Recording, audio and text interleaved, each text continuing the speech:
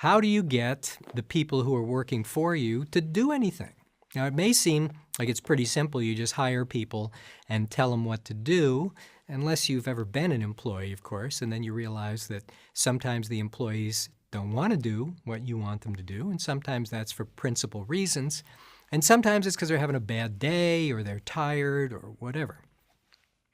And the question is going to be, how do you get employees to do what you want them to do?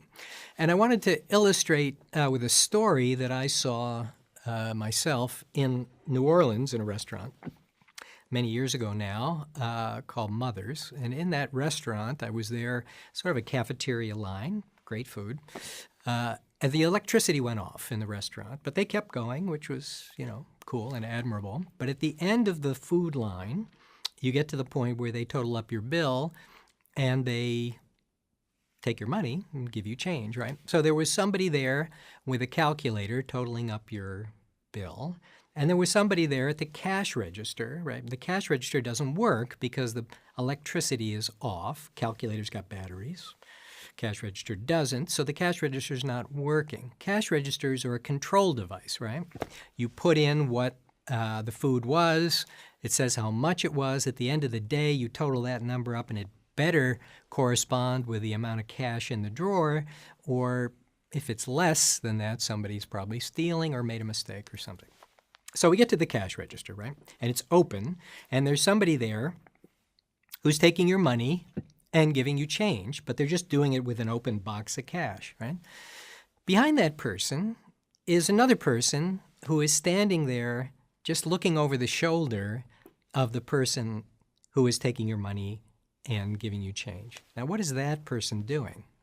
Well, that person is just watching the person with the open cash drawer, and probably, I'm assuming, I didn't ask them, the reason is because they want to make sure that the person in front of the cash is not stealing cash. But then you might wonder, shouldn't there be a person standing behind the person who's watching the person with the open cash drawer to make sure that they're not in cahoots together?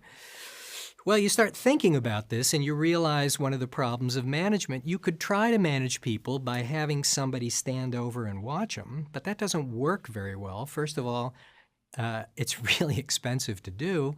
Second, how can you trust the person who's watching if you can't trust the first person? So this is all around the question of motivation. How do you motivate people to work in the way that you want them to work? And that might include things like not stealing from you. In general, you can think about it, I think, this way. I always think about this test. If your employees are doing the right thing for you, we talk sometimes also about questions of engagement now, a common phrase which means really commitment. Are they looking after your interests? If it's 5 o'clock in your office and it's quitting time and it's hit 5 o'clock and the phone's ringing, do people go back and answer the phone, or do they continue to walk out the door, right?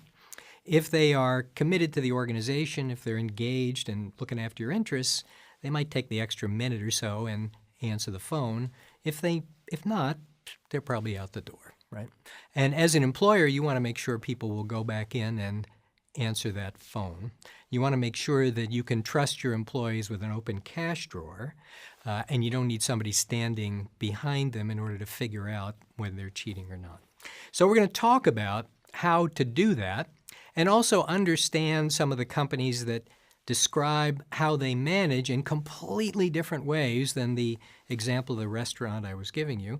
Companies that talk about, for example, giving their employees 10 hours a week or so. Google, I think, was famous for this, among others, 3M as well, to just work on stuff that the employees want to work on. Now, they could be sitting on their hands as far as their supervisors probably know, right? Because you're giving people discretion, and you're not supervising them. You're giving them autonomy to go do what they want to do that's in the interest of the company, so you really got to trust them.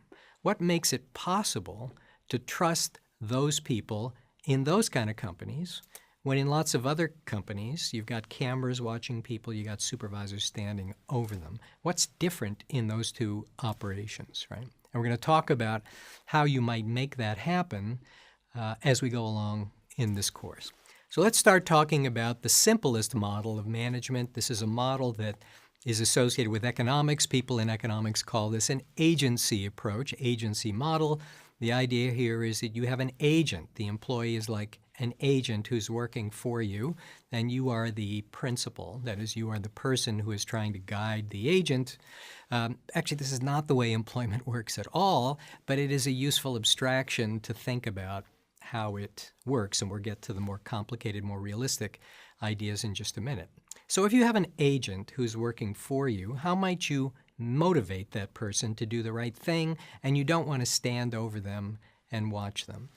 In our course at the Wharton School, we teach a case about a company called Automated Travel Systems, which was started a while ago and created the software that drives search engines for finding flights now. And in that company, they had a particularly difficult moment where their software engineers were holding the company up. I mean, literally, talk about hold-up company, that's like you're sticking a gun at somebody. And the gun they were sticking is, we're going to quit unless you give us more money or stock options, whatever it was. And in this particular company, that was happening. The engineers were threatening to quit, and the company was on a very short deadline.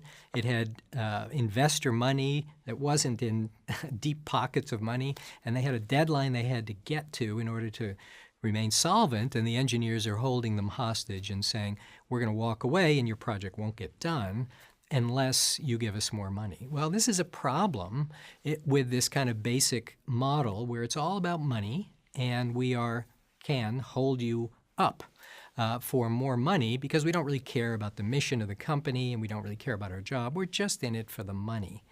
And how you solve that problem basically is unfortunately going to be that you can't do it with simple contracts. You're going to have to do other things as well, and we'll come back to that in just a couple minutes. But the basic idea about incentives is the solution to the agency problem as it's usually described. You're trying to reward people for doing the right thing. You want them to finish this project. They get paid so much when they finish a project. Think about it almost like a contractor, right?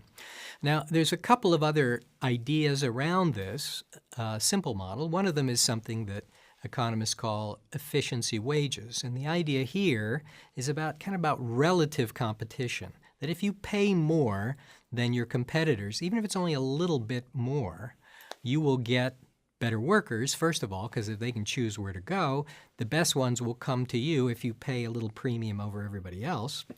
The second factor is that those folks are less likely to quit because where they're going to go if your job is better than everybody else's.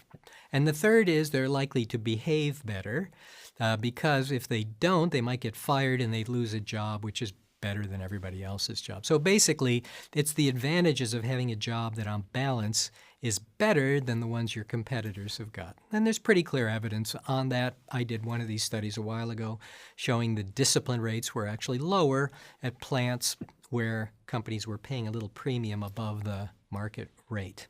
Right? Now, you got to pay more for that, but the idea is because you're paying a little better than everybody else, you get lots of benefits.